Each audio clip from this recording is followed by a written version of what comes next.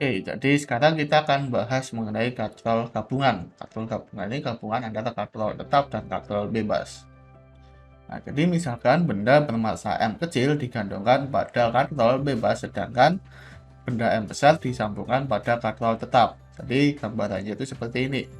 Nah, ini benda M kecil dihubungkan pada katrol bebas yang di sini, juga benda M besar itu diikatkan pada katrol yang tetap di sini.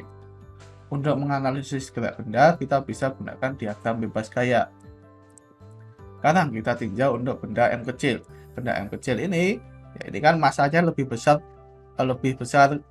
M besar gitu ya. Jadi M besar ini akan bergerak ke bawah, otomatis di sini akan bergerak ke atas gitu ya.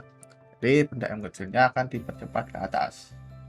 Nah, gaya yang bekerja pada benda M kecil itu ada gaya tegangan tali dan juga ada gaya berat. Jadi sigma F sama dengan M dikalikan A1. Nah, untuk mencari gaya-gayanya ya berarti kita gunakan sistem pertamanya itu adalah T1 minus MG sama dengan MA1. Jadi T1-nya sama dengan MG ditambah MA1. Nah, ini kita simpan sebagai persamaan pertama. Kemudian kita tinjau pada katrol bebas. Jadi gaya yang bekerja pada katrol bebas itu ada gaya T2 di sini ya. T2 semua karena di sini satu tali. Alasannya seperti yang sudah kita bahas sebelumnya. Nah, jadi meski katrol bebas itu dapat bergerak, namun karena massa katrol itu 0, perkalian antara massa katrol dengan percepatannya sama dengan 0. Jadi kalau kita gambarkan di sini 2T2 minus T1 sama dengan 0. Jadi T2 sama dengan T1. Ini kita simpan sebagai persamaan 2. Nah, sebelumnya di persamaan pertama kita memiliki bahwa T1 sama dengan MG ditambah MA1.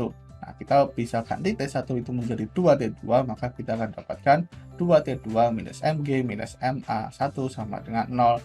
Jadi, ini kita kembalikan, kita pindahkan ke kanan, dan kita dapatkan T2 itu sama dengan MG ditambah MA1 dibagi dengan 2. Ini kita simpan sebagai persamaan 3. Selanjutnya kita akan bahas untuk benda M besar. Benda M besar itu akan jatuh ke bawah. Mana gaya yang bekerja pada benda M besar itu adalah gaya berat M besar G. Dan juga ada gaya tegangan tali T3. Jadi kita bisa gunakan hukum Newton kedua, sigma F sama dengan M besar A2. Nah, jadi gaya-gaya yang bekerja itu hanya T2 dan M besar G. M besar G minus T3 karena di sini minus arahnya itu ke bawah gitu ya. Jadi kita ambil kecepatannya itu yang positif. Itu sama dengan M besar A2. Jadi T3-nya sama dengan M besar G minus M besar A2. Nah, ini kita simpan sebagai persamaan 4. Selanjutnya, yang keempat itu ada katrol tetap. Nah, jadi gaya yang bekerja pada katrol tetap itu ada gaya T3 dan juga ada gaya T2 yang sudah kita dapatkan sebelumnya. Jadi kalau kita gambarkan di sini diagramnya, ini arahnya ke kiri, ini arahnya ke kanan gitu ya. Jadi arahnya itu berlawanan. Jadi yang salah satu itu akan negatif. Jadi misalkan kita ambil yang negatif itu yang T2. Jadi T3 minus T2 itu sama dengan 0 karena tetap nggak bergerak ya. Hingga kita dapatkan T3 sama dengan T2. Jadi kita simpan sebagai persamaan 5. Nah, jadi kita memiliki 3 persamaan, T2 sama dengan MG plus MA1 dibagi 2, kemudian T3 sama dengan M besar G minus M besar A2, dan juga T3 sama dengan T2. Nah, jadi kita bisa menyamakan persamaan 3 dan persamaan 4 tuh. Jadi MG plus MA1 dibagi 2 sama dengan M besar G minus M besar A2. Nah, ini kita simpan sebagai persamaan 6. Nah, sekarang kita ingin mencari tahu hubungan antara A1 dan A2. Nah, jadi ketika M besar ini bergerak ke bawah, maka dia akan dipercepat dengan percepatan A2. Nah, sedangkan M kecil itu akan dipercepat dengan percepatan A1 ke atas gitu ya. Nah, jadi ketika benda M besar itu turun sejauh Y, ini turun sejauh Y, maka panjang tali di kanan katrol tetap itu akan bertambah Y. Jadi ke sana itu akan, misalkan di sini talinya itu adalah L1 ya, atau 4 meter. 4 meter terus turun 1 meter, otomatis kan panjang talinya menjadi 5 meter gitu ya. Jadi yang awalnya itu 4 meter turun sampai ke sini, itu 1 meter, artinya total panjang talinya itu menjadi 5 meter gitu.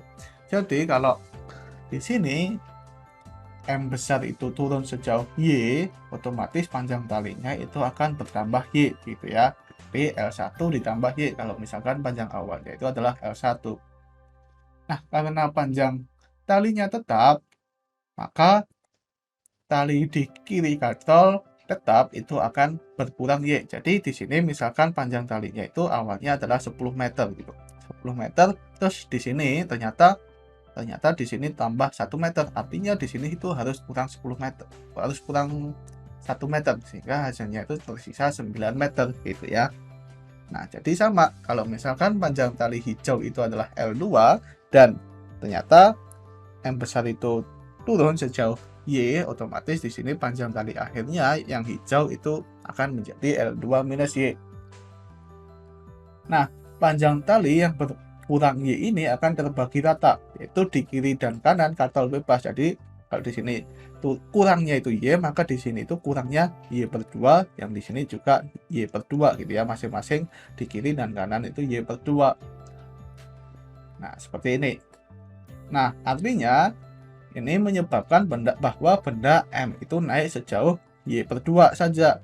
Jadi yang di sini itu turun Y saja, yang ini itu akan naik Y per 2 saja gitu ya, karena di sini panjangnya itu hanya bertambah atau berkurang Y per 2 saja. Dengan demikian, percepatan benda M itu hanya separuh dari percepatan benda M besar. Kita bisa tuliskan A1 sama dengan A2 dibagi dengan 2. Nah, jadi kita memiliki persamaan 6 bahwa MG plus MA1 per 2 itu sama dengan M besar G minus M besar A2. Nah, dan kita juga memiliki bahwa A1 sama dengan A2 per 2. Dengan demikian, MG per 2 ditambah dengan MA2 per 4 sama dengan M besar G minus M besar A2. Nah, kalau kita kumpulkan yang punya A2 yaitu M per 4 A2 ditambah dengan M besar A2 sama dengan M besar G minus MG per 2.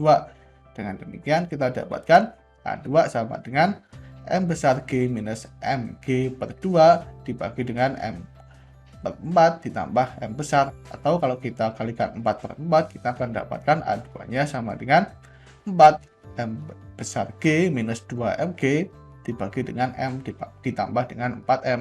Nah, kalau A1-nya itu kan setengah dari A2, sehingga kita dapatkan A1-nya itu sama dengan 2 M besar G minus MG per M ditambah dengan 4M besar.